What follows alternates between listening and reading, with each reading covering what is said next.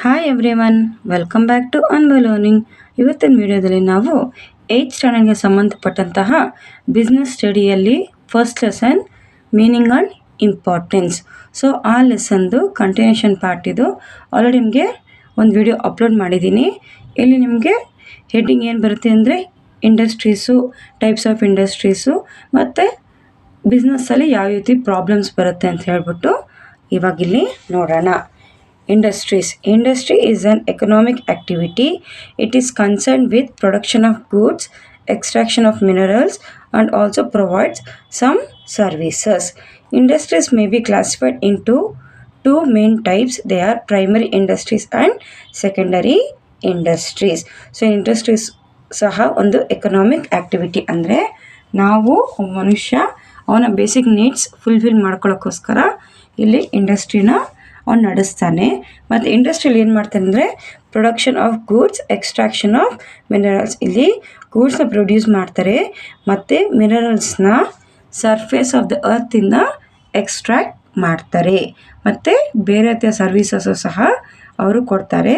ಮತ್ತು ಅದರಲ್ಲಿ 2 types, primary ಮತ್ತು ಸೆಕೆಂಡರಿ. ಇಲ್ಲಿ ಪ್ರೈಮರಿನ ಮತ್ತೆ ಡಿವೈಡ್ ಮಾಡಿದ್ದಾರೆ, ಜೆನೆಟಿಕ್ ಇಂಡಸ್ಟ್ರೀಸ್, ಎಕ್ಸ್ಟ್ರಾಕ್ಟಿವ್ ಇಂಡಸ್ಟ್ರೀಸ್. ಮತ್ತು ಸೆಕೆಂಡರಿನಲ್ಲಿ ಮ್ಯಾನುಫ್ಯಾಕ್ಚರಿಂಗ್ ಇಂಡಸ್ಟ್ರೀಸ್ ಮತ್ತು ಕನ್ಸ್ಟ್ರಕ್ಷನ್ ಇಂಡಸ್ಟ್ರೀಸ್ ಅಂತ. ಸೊ ಫಸ್ಟ್ ಒನ್ ಬಂದ್ಬಿಟ್ಟು ಪ್ರೈಮರಿ ಇಂಡಸ್ಟ್ರೀಸ್ ಅಂದರೆ ಏನು ಅಂತ ತಿಳ್ಕೊಳ್ಳೋಣ.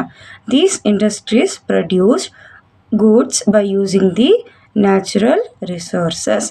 Example agriculture, fishing, dairy farming, mining etcetera. ಅಂದರೆ ನಮ್ಮ ಭೂಮಿಯಿಂದ ಅಲ್ಲಿನ ನ್ಯಾಚುರಲ್ ರಿಸೋರ್ಸಸ್ನ ಯೂಸ್ ಮಾಡಿಕೊಂಡು ಯಾವುದಾದ್ರೂ ಗೂಡ್ಸ್ ಆ್ಯಂಡ್ ಸರ್ವೀಸಸ್ನ ನಾವು ಪ್ರೊಡ್ಯೂಸ್ ಮಾಡಿದ್ರೆ ಅದನ್ನು ನಾವು ಪ್ರೈಮರಿ ಇಂಡಸ್ಟ್ರೀಸ್ ಅಂತ ಕರಿತೀವಿ.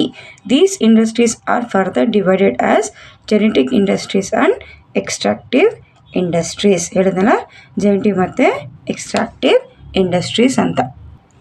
ಈಗ ಜೆನೆಟಿಕ್ ಇಂಡಸ್ಟ್ರೀಸ್ ನೋಡೋಣ. These industries are engaged in reproduction of different crops, plants and animals. They help to increase the wealth of a nation. Example, horticulture, dairy farming, poultry farming, etc. So ಇವಾಗ ನಾವು horticulture ಅಂದರೆ ಈ plants ಎಲ್ಲ ಮಾಡ್ತಾರೆ ಗೊತ್ತಾ, ಒಂದು ಪ್ಲ್ಯಾಂಟಿಂದ ಇನ್ನೊಂದು ಪ್ಲ್ಯಾಂಟ್ಗೆ, ಈ ನರ್ಸರಿಗೆಲ್ಲ ಹೋದ್ರೆ ನೋಡ್ತೀವಲ್ಲ, ಸೊ ಆ ರೀತಿ.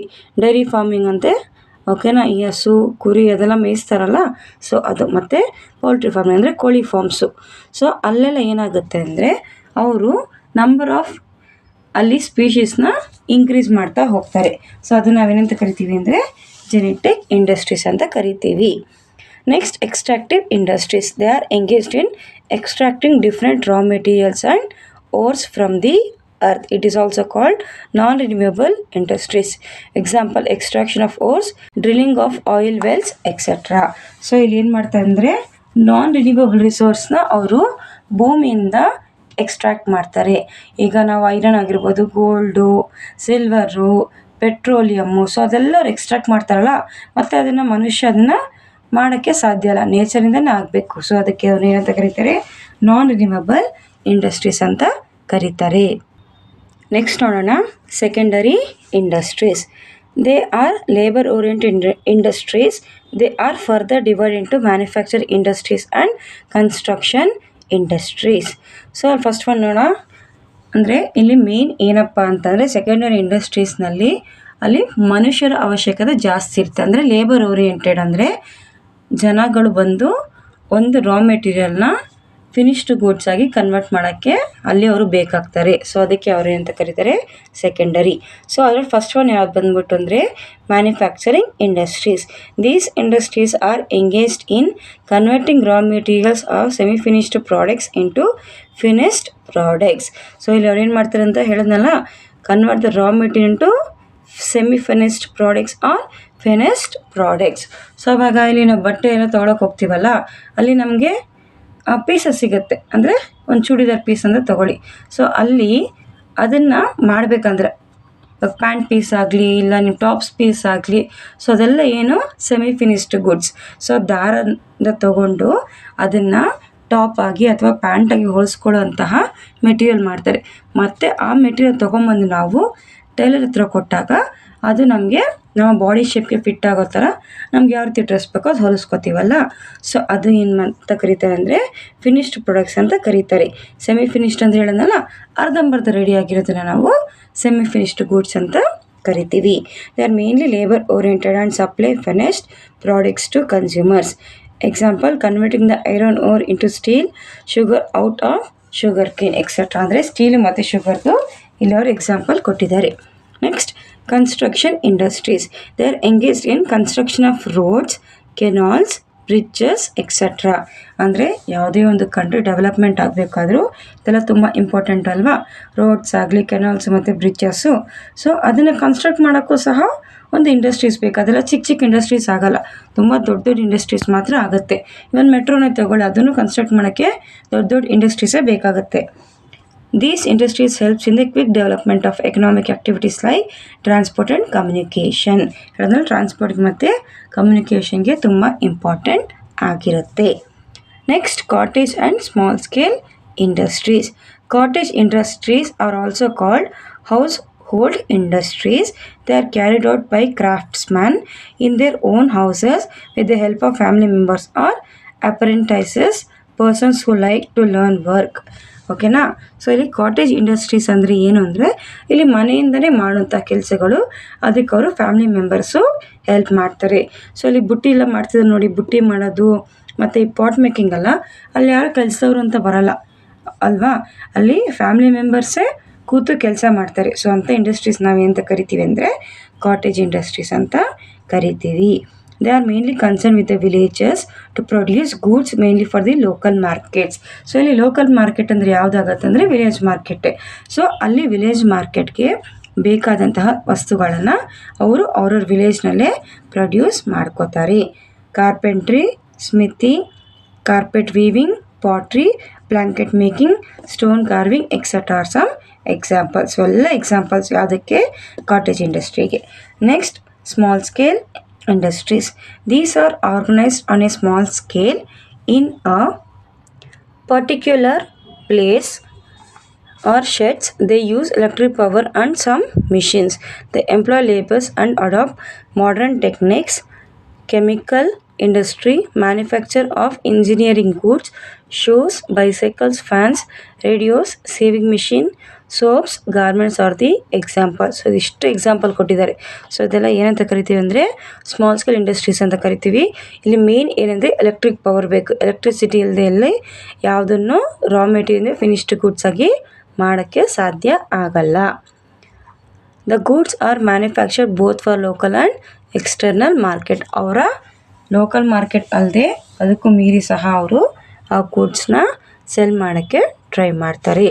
Next, services for the smooth conduct of business.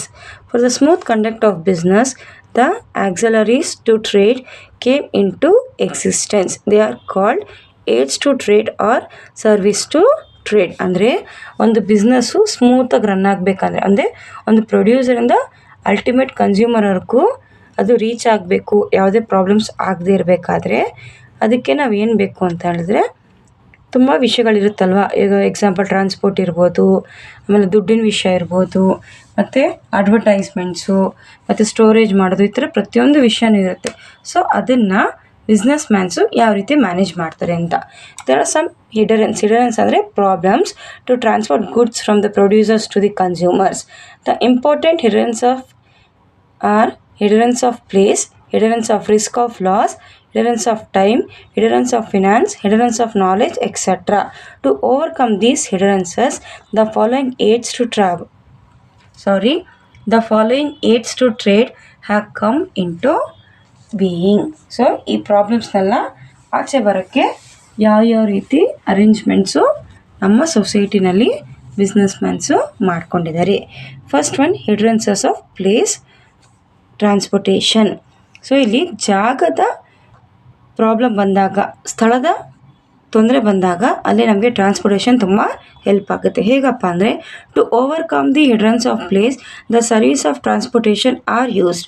Road transport, railway, water transport and air transport are different media. These media help to reach the goods from producers to traders and from traders to the consumers.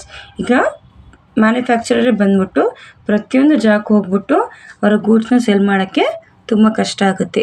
So ಆವಾಗ transportation ಮುಖಾಂತರ ಎಲ್ಲಿ consumers ಇರ್ತಾರೋ at least ಅಲ್ಲಿಗೆ reach ಮಾಡ್ಸೋಕ್ಕೆ traders ಮುಖಾಂತರ ಅವರು try ಮಾಡ್ತಾರೆ. Next, financial service problem is solved by the banks. In the distribution of goods from the producers to consumers, there is a hindrance of problem of finance ಅಲ್ವಾ.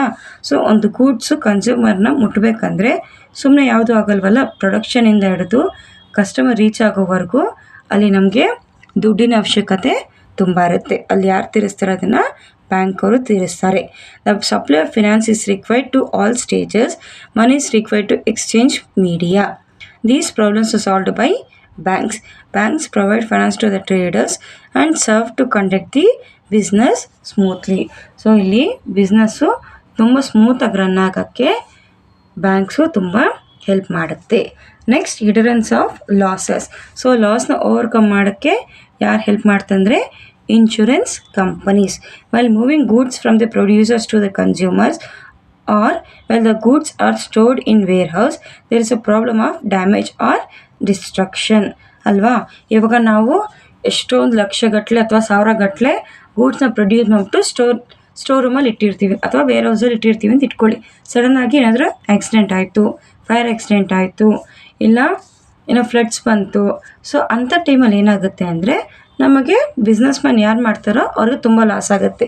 ಆ ಪ್ರಾಬ್ಲಮ್ನ ಯಾವ ರೀತಿ solve ಮಾಡ್ತಾರೆ ಅಂದರೆ ಇಲ್ಲಿ ಇನ್ಶೂರೆನ್ಸ್ ಕಂಪ್ನಿಯವರು ಸಾಲ್ವ್ ಮಾಡ್ತಾರೆ. To overcome this hindrances, insurance facilities are available. The insurance companies help business by making goods the loss incurred by fire or water or the caused by the natural calamities. Earthquake ಸಹ ಬರ್ಬೋದು, ಅದು ಸಹ natural calamity ಅಲ್ವಾ. Earthquake ಬಂದಾಗಲೂ ಸಹ ನಮಗೆ ತುಂಬ losses ಆಗುತ್ತೆ. And theirs help for the smooth conduct of the business. ಇದು ಸಹ ನಮ್ಮ ಬಿಸ್ನೆಸ್ಸು ತುಂಬ ಸ್ಮೂತ್ ಆಗೋಕ್ಕೆ ರನ್ ಆಗೋಕ್ಕೆ ತುಂಬ ಹೆಲ್ಪ್ ಆಗುತ್ತೆ. Next, hindrances of time. ಅದು ಹೇಗೆ ಸಾಲ್ವ್ ಆಗುತ್ತೆ ಅಂದರೆ ನಮ್ಮ ಸ್ಟೋರೇಜ್ ಮುಖಾಂತರ. The production of goods and their consumption takes place at different times to supply goods to consumers when our they required them. ಈಗ ಗೂಡ್ಸ್ ಪ್ರೊಡ್ಯೂಸ್ ಮಾಡಿಟ್ಬಿಟ್ಟಿರ್ತೀವಿ ಅಲ್ವಾ. ಸೊ ಅಲ್ಲಿ ಬಂದ್ಬಿಟ್ಟು ಮ್ಯಾನುಫ್ಯಾಕ್ಚರ್ ಯಾವಾಗ ಮಾಡ್ತಾರೆ ಆವಾಗಲೇ ತೊಗೊಂಬಿಡೋಕ್ಕಾಗುತ್ತಾ ಕನ್ಸ್ಯೂಮರು? ಇಲ್ಲ. ಕನ್ಸ್ಯೂಮರ್ಗೆ ಯಾವಾಗ ರಿಕ್ವೈರ್ಮೆಂಟ್ ಇರುತ್ತೋ ಆವಾಗ ಮಾತ್ರ ತೊಗೊಳಕ್ಕೆ ಸಾಧ್ಯ. ಓಕೆನಾ.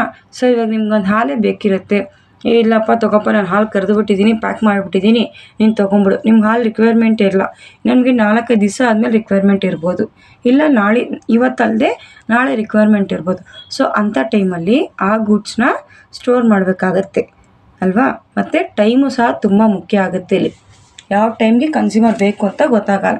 ಸೊ ಅದನ್ನು ಸ್ಟೋರೇಜ್ ಅಂದರೆ ವೇರ್ ಹೌಸ್ ಬಂದ್ಬಿಟ್ಟು ತುಂಬ ಹೆಲ್ಪ್ ಮಾಡುತ್ತೆ ಬಿಸ್ನೆಸ್ ಮ್ಯಾನ್ಗೆ. ಯಾವಾಗ ಕಸ್ಟಮರ್ಗೆ ರಿಕ್ವೈರ್ಮೆಂಟ್ ಇದೆಯೋ ಆವಾಗ ಗೂಡ್ಸ್ನ ಕೊಡೋಕ್ಕೆ. To supply goods to consumers whenever they required them they have to be stored. For this purpose there are warehouses. ಹೇಳಿದ್ನಲ್ಲ, ನಾವು ಸ್ಟೋರ್ ಮಾಡೋಕ್ಕೆ ವೇರ್ ಹೌಸ್ ಇರುತ್ತೆ. ಅಂದರೆ ಸ್ಟೋರ್ ಹೌಸಸ್ ಅಂದರೆ ಗೋಡೌನ್ಸ್ ಥರ. These warehouses are scientifically constructed and many warehouse have cold storage facilities. ಇವಾಗ ನಾವು ice ಕ್ರೀಮನ್ನು ತಿನ್ನಬೇಕಾದ್ರೆ ಅದು ಕೂಲಾಗಿತ್ತಿರಬೇಕು. ಇಲ್ಲಾಂದರೆ ಎಲ್ಲ ಫುಲ್ ಕರ್ಗೋಗಿದ್ರೆ ತಿನ್ನಲ್ಲ ಅಲ್ವಾ. ಸೊ ಅಲ್ಲಿ ಕೂಲ್ ಸ್ಟೋರೇಜ್ ಇರಬೇಕು. ಇವಾಗ ಅಂಗಡಿಗೆ ಹೋದರೆ ಅದು ನೀಟಾಗಿ ಅದಕ್ಕೆ ಒಂದು ಸಪ್ರೇಟ್ ಬಾಕ್ಸ್ ಹಾಕಿ ಕೂಲಾಗಿ ಸ್ಟೋರೇಜ್ ಮಾಡಿರ್ತಾರೆ ಅಲ್ವಾ. ಸೊ ಅದನ್ನು ಹೇಳಿದ್ನಲ್ಲ, ಯಾವಾಗ ಕಸ್ಟಮರ್ ಬೇಕು ಆವಾಗ ಅದನ್ನು ಯೂಸ್ ಮಾಡ್ತಾರೆ ಇರಬೇಕು. Next, hindrances of knowledge has solved by the advertisement. While distributing goods to the consumers, the knowledge about the goods has to be given to the consumers. ಅಂದರೆ ಯಾವುದೇ ಒಂದು ಪ್ರಾಡಕ್ಟ್ಸ್ನ ಸೆಲ್ ಮಾಡಬೇಕಾದ್ರೆ ಅದರ ಬಗ್ಗೆ ಕನ್ಸ್ಯೂಮರ್ಗೆ ತಿಳಿದಿರಬೇಕು ಅಲ್ವಾ. ಸೊ ಅದು ಹೇಗೆ ಪ್ರಾಬ್ಲಮ್ ಸಾಲ್ವ್ ಆಗುತ್ತೆ ಅಂದರೆ ಅಡ್ವರ್ಟೈಸ್ಮೆಂಟ್ ಮುಖಾಂತರ. Even when the new goods are introduced into the market, knowledge about them is also required or knowledge about alternative is also to be given to the consumers. ಒಂದು consumer ಒಂದು ಪ್ರಾಡಕ್ಟ್ನ search ಮಾಡ್ಕೊಬಂದಾಗ ಅದಿಲ್ಲ ಅಂದಾಗ ಅದರ alternative ಯಾವುದಿದೆ ಅದನ್ನು ಅವರು ತಿಳ್ಕೊಂಡಿರಬೇಕು. ಈಗ ಫಾರ್ ಎಕ್ಸಾಂಪಲ್ ನೋಡಿ, ಇವಾಗ ಸೋಪೇ ಎಷ್ಟು ಥರ ಸೋಪ್ಸ್, ಎಷ್ಟು ಥರ ಅಡ್ವರ್ಟೈಸ್ಮೆಂಟ್ ಬರುತ್ತೆ. ಅಂದರೆ ಎಲ್ಲ ಸೋಪೇನೆ, ಬಟ್ ಅಡ್ವರ್ಟೈಸ್ಮೆಂಟ್ ತೋರಿಸ್ಬೇಕಾದ್ರೆ ಇದರಲ್ಲಿ ಇದು ಚೆನ್ನಾಗಿದೆ, ಇಲ್ಲಿ ಇದನ್ನು ನಾವು ಯೂಸ್ ಮಾಡೋದು ತುಂಬ ಫೇರ್ ಆಗ್ತೀರಾ, ಇದರಲ್ಲಿ ಪಿಂಪಲ್ಸ್ ಕಡಿಮೆ ಆಗುತ್ತೆ, ಈ ಸೋಪ್ ಯೂಸ್ ಮಾಡಿದ್ರೆ ನೀವು ಕೂಲಾಗಿರ್ತೀರಾ, ಎಷ್ಟೊಂದು ಅಡ್ವರ್ಟೈಸ್ಮೆಂಟ್ ಬರುತ್ತಲ್ಲ ಅದನ್ನು ನಾವು ಆಲ್ಟರ್ನೇಟಿವ್ ಅಂತ ಕರಿತೀವಿ. ಸೋಪಲ್ಲಿ ಎಷ್ಟೊಂದು ವೆರೈಟೀಸ್ ಇರಬೇಕಾದ್ರೆ ಅದನ್ನು ನಾವು ಆಲ್ಟರ್ನೇಟಿವ್ ಅಂತ ಕರಿತೀವಿ. For all these proposes advertisement service are very useful ಅಲ್ವಾ. ಅಡ್ವರ್ಟೈಸ್ಮೆಂಟು ತುಂಬ ಹೆಲ್ಪ್ ಆಗುತ್ತೆ. ಕೆಲವೊಂದು ವಿಷಯಗಳು ಕೆಲವೊಂದು ಕನ್ಸ್ಯೂಮರ್ಗೆ ಗೊತ್ತೇ ಇರಲ್ಲ, ಅಡ್ವರ್ಟೈಸ್ಮೆಂಟ್ ಮುಖಾಂತರನೇ ಅದು ಅವ್ರಿಗೆ ತಿಳಿಯೋಕ್ಕೆ ಸಾಧ್ಯ ಆಗುತ್ತೆ. Next business ethics. ನೆಕ್ಸ್ಟ್ ನೋಡೋಣ ಬಿಸ್ನೆಸ್ ಎಥಿಕ್ಸ್. ಏನಪ್ಪ ಇದು ಬಿಸ್ನೆಸ್ ಎಥಿಕ್ಸ್ ಅಂದರೆ ಒಂದು ನ್ಯಾಯಬದ್ಧವಾಗಿ ನಾವು ನಮ್ಮ ಕೆಲಸವನ್ನು ಮಾಡೋದು. ಓಕೆನಾ. ಸೊ ಇಲ್ಲಿ ಬಿಸ್ನೆಸ್ ಅವ್ರು ಏನು ಮಾಡ್ತಾರೆ ಅಂದರೆ ನಮಗೆ ಪ್ರಾಫಿಟೇ ಬೇಕು ಅಂತ ಹೇಳ್ಬಿಟ್ಟು ಅಲ್ಲಿ ಕನ್ಸ್ಯೂಮರ್ಗೆ ತುಂಬ ರಾಂಗ್ ಪ್ರಾಡಕ್ಟ್ಸ್ ಕೊಡೋದು, ಕಲಬೆರಕೆ ಮಾಡೋದು ಮತ್ತು ಎಕ್ಸ್ಪೈರಿ ಆಗಿರೋ ಪ್ರಾಡಕ್ಟ್ಸ್ನೆಲ್ಲ ಸೆಲ್ ಮಾಡೋದು ಅದು ಧರ್ಮ ಅಲ್ಲ. ಪ್ರತಿಯೊಬ್ಬರೂ ಸಹ ಬಿಸ್ನೆಸ್ ಮಾಡಬೇಕಾದ್ರೆ ನ್ಯಾಯಬದ್ಧವಾಗಿ ಮಾಡೋದನ್ನೇ ನಾವೇನಂತ ಕರಿತೀವಿ ಅಂದರೆ ಬಿಸ್ನೆಸ್ ಎಥಿಕ್ಸ್ ಅಂತ ಕರಿತೀವಿ. We are under the impression that earning profit is the main objective of business, but it is not so. The objective should be includes reasonable profit and to enable the business to cover the cost. ಅಂದರೆ ಯಾರೊಬ್ಬರು business ಮಾಡಬೇಕಾದ್ರೂ ಅವರ intention ಬರೀ profit earn ಮಾಡೋದಿರಬಾರ್ದು, ಅವರ ಕಾಸ್ಟ್ನ cover ಮಾಡಿ ಅವ್ರಿಗೊಂದು ಒಳ್ಳೆ ಲೈಫ್ನ lead ಮಾಡೋಷ್ಟು ಅಲ್ಲಿ ಇರಬೇಕು. Trade and commerce are perhaps the older traditional occupations. Traders supply goods to the consumers ಅಲ್ವಾ. ಬಿಸ್ನೆಸ್ ಅಂಟು ಒಂದು ಹಳೆ ಟ್ರೆಡಿಷನಲ್ ಆಕ್ಯುಪೇಷನ್ಸು, ಮತ್ತು ಅಲ್ಲಿ ಅವ್ರು ಏನು ಮಾಡ್ತಾರೆ ಅಂದರೆ ಸಪ್ಲೈ ಆಫ್ ಗೂಡ್ಸ್ನ ಕನ್ಸ್ಯೂಮರ್ಗೆ ಮಾಡ್ತಾರೆ. ದೇ ಸಪ್ಲೈ ಎಸೆನ್ಷಿಯಲ್ ಕಮಾಡಿಟೀಸ್ ಅಂದರೆ ಕನ್ಸ್ಯೂಮರ್ ಯಾವ ಬೇಕೋ ಅದೇ ಕಮಾಡಿಟೀಸ್ನ ಅವರು ಅಲ್ಲಿ ಕೊಡ್ತಾರೆ. They are suppose to keep marginal profit to cover the cost of business. ಅಂದರೆ ಒಂದು ಬಿಸ್ನೆಸ್ ಮ್ಯಾನ್ಗೆ ಎಷ್ಟು ಅವನ ಕಾಸ್ಟ್ ಪ್ರೈಸ್ ಎಷ್ಟು ಕವರ್ ಆಗುತ್ತೋ ಅಷ್ಟು ಪ್ರಾಫಿಟ್, ಅಂದರೆ ಕಾಸ್ಟ್ ಪ್ರೈಸು ಕವರ್ ಆಗಬೇಕು, ಅವ್ರಿಗೂ ಸಹ ಲಾಭ ಬರೋಂಗೆ ಅಲ್ಲಿ ಸೆಲ್ಲಿಂಗ್ ಪ್ರೈಸ್ ಇರಬೇಕು. By doing so ethical principles in the business are followed. But it is unfortunate that greed and profiteering have entered into the business. To earn more profit, some anti-social practices are followed. Some of them are.